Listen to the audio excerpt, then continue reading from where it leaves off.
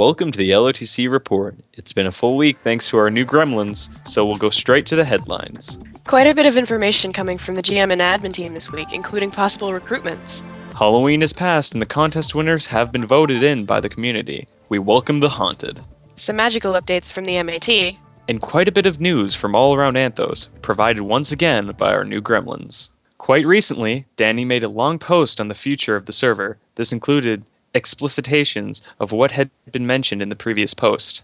The 4.0 server of LOTC will have skills which do not restrict your gameplay, horses roaming the world, mobs which don't overwhelm you in populated areas, and much more. We invite you to follow up on the forums. Within the same post, we got our information on the new war claim system. This explained the different scenarios in which war claims could be used and how war claims would be executed. There are still certain restrictions which were considered necessary, but nothing to stop dynamic roleplay. Somewhat of a contest as well, we've leaked data from the GM team which tells us the top 3 moderate completers of this month.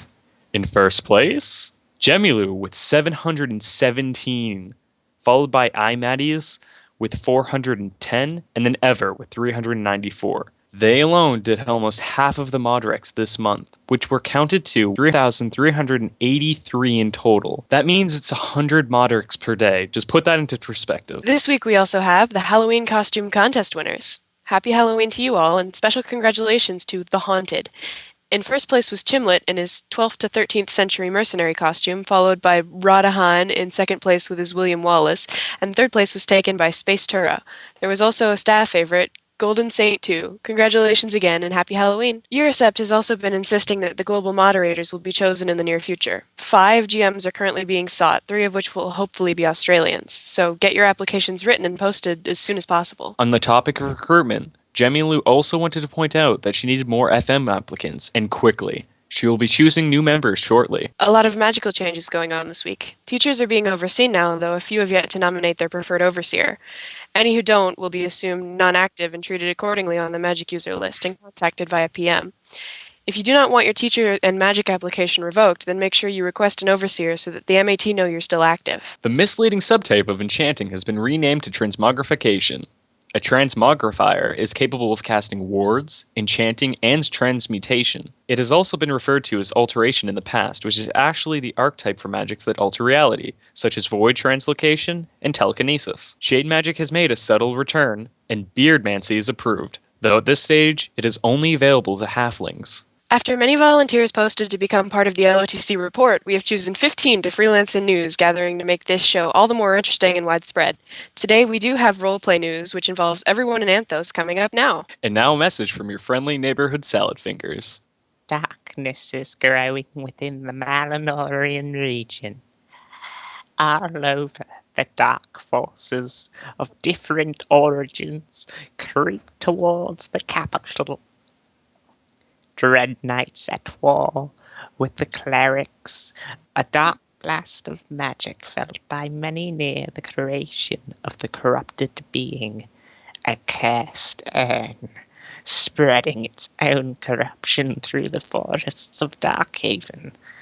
Matron of Lineal, kidnapped by the antagonists, which also attacked the Grove.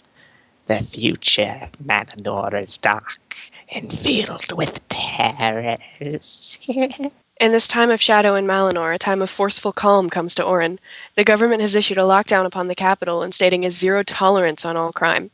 Criminals are going to have a hard time in Abrizi from now on, and along with this, the new king has merged all human kingdoms into a proper Kingdom of Orin, but he will have to deal with the Horin's rebellion.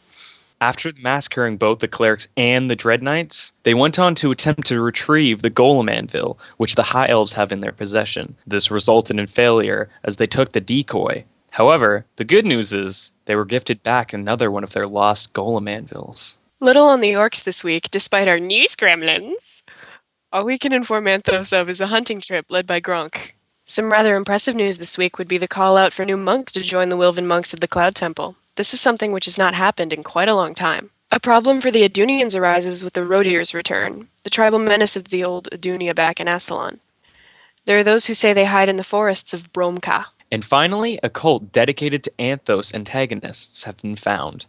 The cult of the Black Scourge worships the creatures of the North and lend aid to them in any way they possibly can. Much distress comes from the community this week, with our first post explicitly pointing out that our world is dying. In this post, a member of the community explained the problems of our current situation and then gave possible solutions to such problems. What made this quite notable was the fact that he suggested a full apocalyptic wipe of Lord of the Craft. This was followed up by another post quite recently written by Gronk, or as others may know him, Aislinn.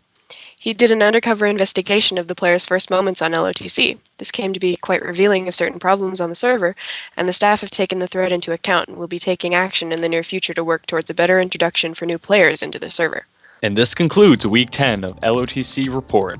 Thank you for listening. This was Calamite. And this is Fiend, signing off. See you in the game!